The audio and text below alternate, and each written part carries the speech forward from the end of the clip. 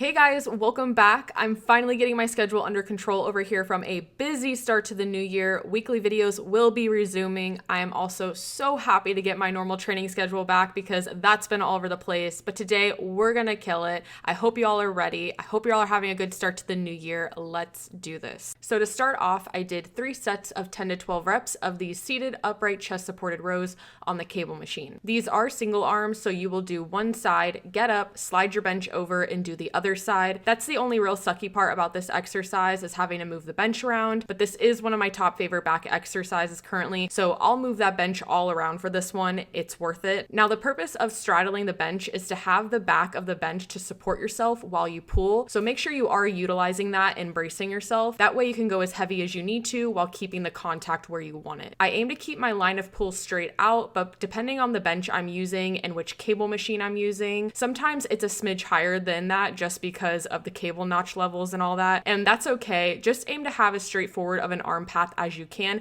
for this variation in particular. There are other variations where you can do a high pull, mid pull, all types, but for this one, we are just doing a straight pull here. Also, make sure to have your bench set far back enough from the cable so that you can get a full stretch in your lat without it smacking the machine or cutting your range of motion off. And I am increasing the weight each set, and you should too if you can.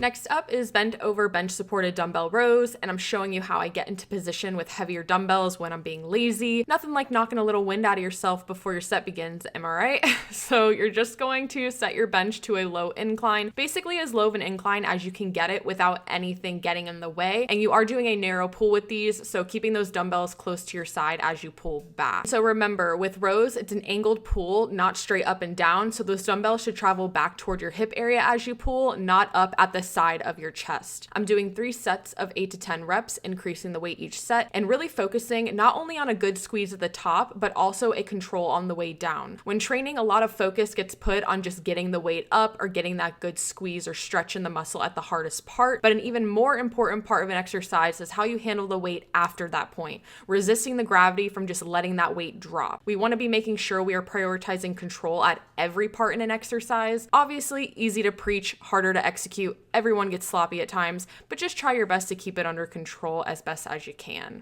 Now moving right along, we are now getting into inverted bodyweight rows on the Smith machine. I'm using an underhand grip and I'm doing these straight leg. Now how difficult you want to make them is really dependent on your leg positioning. The more bent in and close they are to your body, the easier they are, and the more straight out, the harder they are. For reference, when I have my legs bent in, I can get 20 plus easy reps. But when my legs are straight out, I'm barely getting more than 8 here, as you can see. It's a big jump in difficulty, but don't cheat yourself and just choose the easy route. You can always make them easier if you need to, so try challenging yourself and begin straight out and then slowly make adjustments, bringing them in more if you need to. Now for your form here, you want to keep your heels planted or your whole foot planted depending on your leg positioning. You're going to keep your core engaged the entire way through so that your body stays straight and you don't have any over or under arching happening in your back. You want to have your body positioned under the bar so that as you pull up, you're pulling your lower chest toward the bar. Make sure you keep your elbows in and don't flare them out. Have the bar hooked just high enough so that you can go all the way down without hitting the ground. And once you got all that down, you are golden.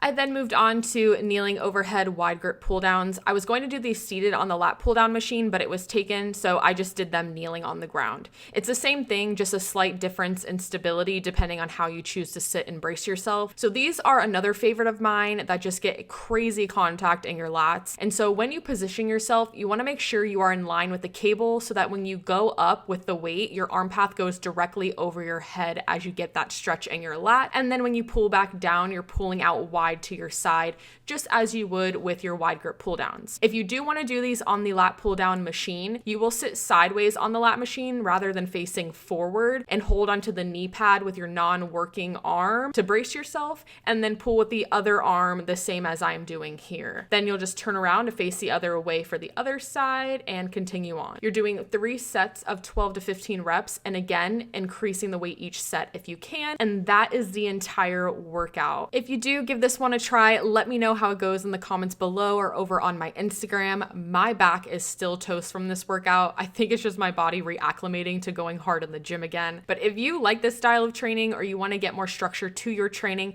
check out my description box below. Tons of stuff down there. My 8-week workout program, my 12-week workout programs, my Gymshark code to save you money on some cute gym fits, all types of stuff. But that's going to be it for today's video. So thank you guys so much for watching, and I will catch you all in the next one. Bye guys.